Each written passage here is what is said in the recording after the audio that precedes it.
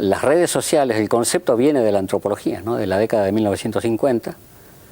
Los antropólogos ingleses de la escuela de Manchester, que estaban estudiando las sociedades complejas en África, se les ocurrió que la forma de articular mejor lo que antes llamaban estructuras sociales o relaciones sociales era en términos de redes.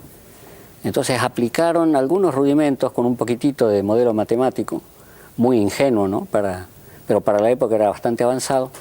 Y después con el advenimiento de corrientes que fueron, incluso me atrevería a decir, anticientíficas, modalidades interpretativas, posmodernas, ¿no? Que invadieron la antropología en todas partes, se consideró que las redes sociales habían pasado de moda, allá por los 80 y los 90. Un antropólogo que había hecho un trabajo ejemplar en materia de redes sociales dijo que eran un caballo muerto, que no quería saber más nada con eso. Muy bien no le fue. No. Con la predicción. Con la predicción, no. Fue un pionero valioso y ahora sus obras están en todo software de redes sociales. Aparece el trabajo de Kapferer como ejemplar, ¿no? ¿Hasta qué punto se pueden modelar las ciencias sociales? Bastante. ¿Me puede dar algunos ejemplos para que yo también entienda? Yo creo que el ejemplo más dramático tiene que ver con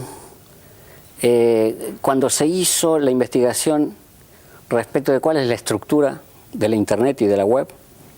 En el 98, 99, hubo un grupo de estudiosos de redes sociales que también eran matemáticos, sociólogos, todo esto es intensamente interdisciplinario, ¿no? Se puso a investigar cuál era esa estructura y lo que se descubrió era que esas redes sociales tenían una estructura que había sido prevista por Vilfredo Pareto a fines del siglo XIX.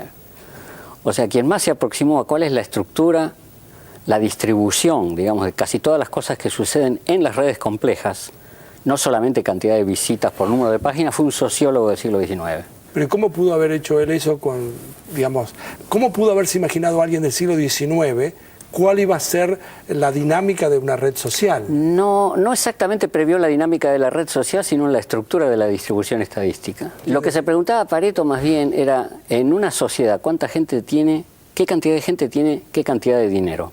Ajá. Y lo que se encontró fue esa famosa distribución de Pareto, que es una distribución en la cual la campana de Gauss famosa de las distribuciones normales tiene bastante poco que hacer, digamos, no se corresponde con las magnitudes que están en juego. Hay muy pocas personas que tienen muchísimo dinero y muchas personas que tienen bastante menos. Lo que se descubrió a fines del siglo XX es que es la distribución de las redes complejas de Internet y de la web. ¿Cuántos sitios hay que tienen qué tráfico, ¿no? ¿Cuáles son los hubs? El concepto de centros, que luego se van... Centros de distribución. Centros de distribución, centros de influencia, centros de lo que fuere. Se ha descubierto que tiene una distribución en la cual hay muy pocos centros que tienen muy alto volumen, mucha influencia, y montones de páginas o lugares sueltos que tienen verdaderamente muy poco tráfico, muy poco impacto. En ese sentido, entonces, la pregunta que uno se podría hacer es lo siguiente. Cuando creía que Internet iba a ser algo que iba a aplanar todo, socializar, democratizar todo, eso es una fantasía, entonces. Resulta ser que sí.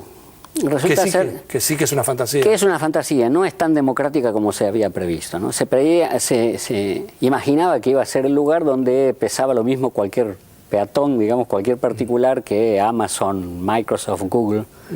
Pero resulta ser que estos hubs o estos centros, pongamos por caso hoy en día Twitter, Facebook, Google, concentran una cantidad desproporcionada del tráfico y de lo que es verdaderamente significativo en la web, ¿no? Ahora, yo el otro día escuché en una charla en la Universidad de Chicago un dato que a mí me dejó muy sorprendido. Si uno mirara, si por ejemplo Facebook fuera un país, o sea, la gente que tiene cuenta en Facebook, formaran un país, sería el tercer país con población en el mundo, detrás de la China y la India. Sí. Eso es muy significativo. Se están jugando unos números feroces. Pero digo, unos números realmente, porque estamos hablando del tercer país del mundo. Estamos hablando de 500 millones de personas. Claro. Es un número muy grande. Son números muy grandes. Digamos, entonces imaginar estructuras es muy interesante, por otro lado, es un desafío muy interesante para ustedes. Y es un desafío que obliga a cambiar toda la metodología, ¿no? Muchas cuestiones que se creían que eran más o menos eternas, o que eran más o menos obligatorias en una investigación, tales como hacer un muestreo, por ejemplo, se descubre que cuando las distribuciones son de este tipo, el tipo Pareto, digamos, o Barabasi, o ley de potencia, como se llama ahora, los métodos tradicionales de la estadística no funcionan, digamos, ¿no? Y entre la gente con la que usted conversa, ¿cuál es la predicción? ¿Hacia dónde estamos yendo? Por lo menos en el plazo corto, porque no me lo imagino como que alguien pueda predecir lo que va a pasar a muchos años de distancia. No, en este momento hay básicamente una visión de muy corto plazo. Se está recién tratando de racionalizar lo que acaba de suceder, ¿no? Esto es lo que... Tratando de interpretar qué sucedió, y ya con eso hay suficiente trabajo, incluso con respecto de, bueno, cómo moderar las predicciones que es factible hacerse. Lo que es muy evidente es que en el futuro, habiendo tanta complejidad involucrada, el futuro no es simplemente más de lo mismo, sino que tiene que haber unos cambios que son cualitativos y muy radicales en el corto plazo. Me anoté una pregunta que no me quiero olvidar de hacerle. ¿Por qué se dice que Facebook y Twitter se llaman redes sociales de segundo orden? Bueno, yo propuse eso porque las redes sociales de primer orden son las que se inventaron primero, ¿no? Los antropólogos... ¿Es suyo esto? Sí. ¿Es una anotación suya? Ah, bueno. Porque yo nunca lo había escuchado. Digo, qué interesante. Existe una cibernética de segundo orden que se propuso, yo no estoy muy de acuerdo con ella, pero vendría a ser como que hay un sentido nuevo en todo lo que es las redes sociales, y que en alguna medida conviene, por un lado, distinguir entre las redes sociales a la manera clásica, las redes sociales con su dimensión espacial y de la interacción cara a cara, de las redes sociales virtuales, que siguen siendo redes sociales, pero que tienen una dinámica distinta. Hay cosas en las cuales son estructuralmente semejantes ambas redes sociales y cosas en las que difieren, sobre todo en la escala, ¿no? Las viejas redes sociales están limitadas por famosos números antropológicos tales como el número de Dunbar. ¿Cuántos amigos puede tener alguien, ¿no? ¿Y cuántos puede tener? Se discute, esto está entre 120 y 250, de acuerdo con... Yo siempre escuché que me alcanzaban los dedos de una mano para contar los amigos. Los amigos íntimos, porque hay distintas clases. Hay distintas clases. Sí. Quiero hacerle una última pregunta antes de presentar, quiero mostrarle el libro, a ver si podemos mostrarlo, Redes sociales y complejidad. Le quiero hacer una pregunta con respecto al país.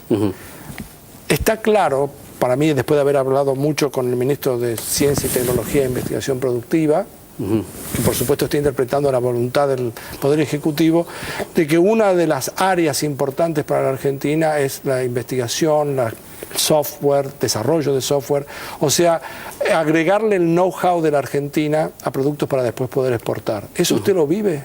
¿Lo experimenta? ¿Lo disfruta? ¿Coincide? Eso es parte de una realidad donde existe la posibilidad, con una inversión relativamente mínima, de hacer un aporte significativo y sacarle provecho. Hoy en día, sobre todo en el otro libro que le he traído, y que se refiere a temas del diseño de la ciudad sustentable o sostenible, como también se lo dice, resulta ser que hay una cantidad de iniciativas que ya no responden al viejo esquema de que las buenas ideas se tienen solamente en algunos pocos países de Europa y primordialmente en Estados Unidos, ¿no? Hay centros de excelencia que han ido surgiendo en otras partes, en Brasil, en Asia, y es posible hacer aquí también en Argentina algo por el estilo en materia de innovación tecnológica, ¿no? ¿Estamos en condiciones? Yo creo que sí, hay un potencial. Yo cuando voy a Colombia, sobre todo, me preguntan, bueno, ¿cuál es la receta, digamos, de Lino Barañao y de todo el ministerio que se relaciona con la innovación tecnológica para que nos vaya tan bien? Porque hay una imagen de que aquí está por lo menos encaminada la cosa. Bueno, es que tenemos un Ministerio de Ciencia y Tecnología, ¿no? Eso no en todas partes sucede. No sucede en Estados Unidos, por ejemplo. Exacto. O sea que en algún lugar tenemos algo para destacarnos dentro de América Latina. No, creo que es más allá de la broma, creo que es un hecho significativo y que trasciende este gobierno, porque es independiente. En algún momento se va a ir Cristina, y lo que sí va a quedar es que va a ser muy difícil para cualquier gobierno que venga no tener un Ministerio de Ciencia y Tecnología. Lo que es importante también es abrir el tema de la ciencia y la tecnología a otras disciplinas, ¿no? Que las disciplinas humanas, en este caso la antropología a la que pertenezco, no solamente por haber inventado las redes sociales, tiene algo que decir a este respecto. Se llama Carlos Reynoso, es doctor en antropología y estuvo aquí en Científicos Industria Argentina. Gracias, Carlos.